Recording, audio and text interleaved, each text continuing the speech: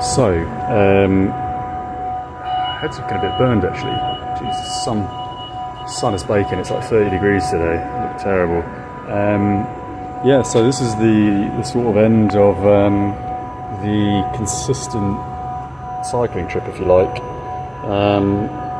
A bearing has gone on the back chain, so the chain just moves.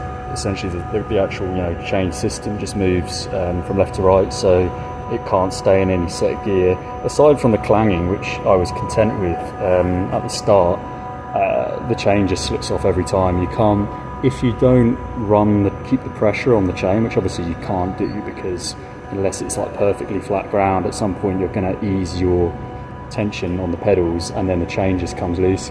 So it was 44 kilometers. I crossed the Serbian border and it was 44 k's that this happened. Thankfully there was a little station, which I'm at now, in a tiny town called Dragoman, and yeah, it's kind of a shame, isn't it, because it's probably the only thing on the bike which you can't really repair yourself. You can walk with it, but 44 k's walking would take, with brakes, assuming it's kind of like a variation of landscape, 15 hours at least. Essentially, like, yeah, I'll show you what's happened. So like this little bit here is just, see, there's no bearing there. I don't know if you're catching that. There's nothing, it's completely gone. So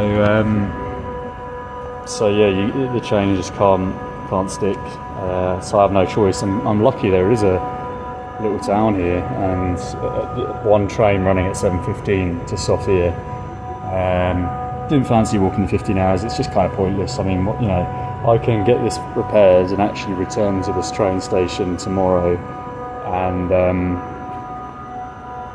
yeah, just do the 44 k's during the day. So that's probably what I'm going to do.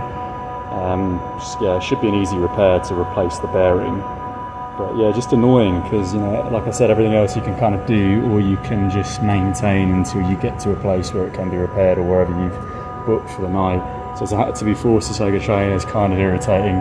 And it's, the land's, it's pretty much downhill as well, but of course you can't take advantage of the downhill on the bike when the chain is fucked, because, it's just defeat, you can't go downhill unless you were to remove the chain entirely. Which I guess is, it's kind of possible, although I don't actually think I have the spanner as well to do that, which is another annoying thing. So this spanner, this screw here, I don't have the spanner for that size. I've got it for that, I don't have it for that, which is really annoying. So that's another thing to put on the list of things to buy, which is another hat. Sun cream is obviously not doing a good job. Another hat, and inner tube, spokes, a number of other assorted items. So what else has happened, I guess, that I didn't touch on in the last episode? Is that sunburn? I'm not entirely sure whether it's sunburn. I think so. The note I found, I don't know if I mentioned that, I found like a 2000 Serbian note, which is definitely real. It's just so mouldy. I went to a bank and they put it through the machine, and then they're like, yeah, no, it's fake, when it's not. It's just the machine's cheap and can't read notes that have such like water damage or whatever. So I've just put that in my wallet. I'm not going to use it. I got to this town, and obviously like it's tiny, so there's no open ticket office. You get your tickets on the train. I've just crossed from the Serbian border, so I was like, oh my god, they're not going to accept card, are they? So there's two ATMs. I get to the first one, which is UniCredit, which I know is a free ATM, and they're next to each other, and that one has an out of order sign on it. So I was like, oh, here we go. So I took a picture of that, expecting the other one not to work as well. The other one swallowed my card for about 5 minutes before it actually started processing the payment, which in the end went through after a long time. And it was a free ATM in the end, so that was quite good. And it's Friday, so Revolut charges you on the weekend. Well, actually it's on Friday at a certain time. So I got cash for the weekend without a fee. Although to get around that, if you're someone that uses Revolut a lot and won't aware of that fee that they charge for weekend usage, just switch to another bank on the weekend, like Starling. If you've got a Starling card, they don't actually charge you for that. But yeah, that's basically what's happened thus far. I will get it fixed, and I will return to the same station either tomorrow or Sunday, probably Sunday actually, and then, which is nicer anyway because it's a quieter day, and then I'll just do that 44 case as I said. In addition, what else was I going to do? It's baking hot, man. In addition to that, yeah, I've got an apartment secured, which is really good, through that home exchange website near Plovdiv.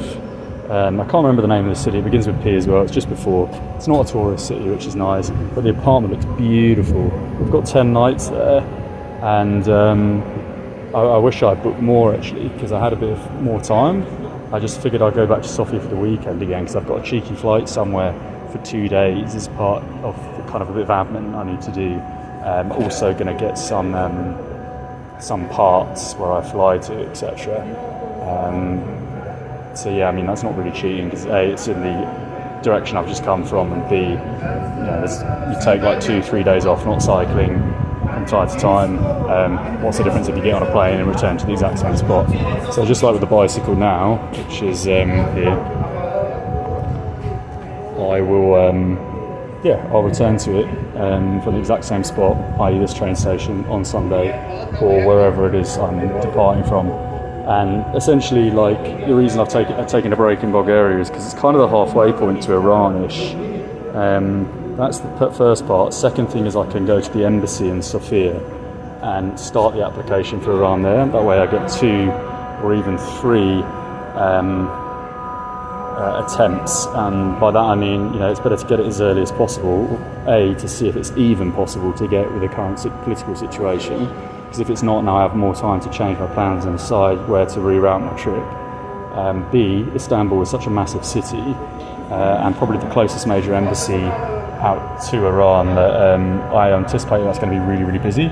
And I've already booked 9 nights there with an apartment, so just the Sofia thing seemed logical. I was going to spend a bit more time in Belgrade as well, but it's not really my cup of tea. So yeah, that's what's happening. What else? Yeah, I had a really nice stay last night. Really, the bed was unfortunately uncomfortable, but the apartment was really nice. And just as I arrived, literally, a tiny town, not even a tourist place, called Pirot, on the Serbian side, another English tourist just arrives within 1 second on a bicycle. Guy from Liverpool who's on a 5-month trip to the Black Sea. And there was one more thing I wanted to say actually, for the kind of more political audience. It's about how much I hate the EU. And wait, just listen, right? Here is a perfect example of how disgraceful, and that's an understatement, how awful, how at the root of evil, the tool that the European Union is, which is just an evil one.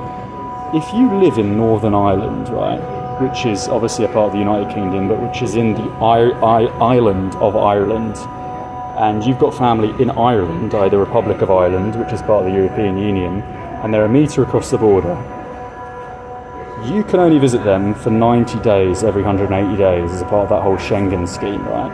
So out of 180 days a year, 6 months, you can only visit your family and your friends a metre across the border in the same territory, geographically speaking, yet someone from Romania or Bulgaria, anywhere in the European Union, can just go there indefinitely each and every year. And that's the purpose of the EU. It's a socialist, communist agenda to slice and divide society, and it's doing a damn good job of it. It's a globalist agenda. It's international communism. That's what it is. And I mean, Schwab's got a bust of Lenin in his office. That's not a political myth. Just think about that for a second, and what that stands for and what that means. That people who are closest to you culturally, ethnically, racially, friends and family, loved ones, you're not permitted to go where they live for more than 90 days every 180 days.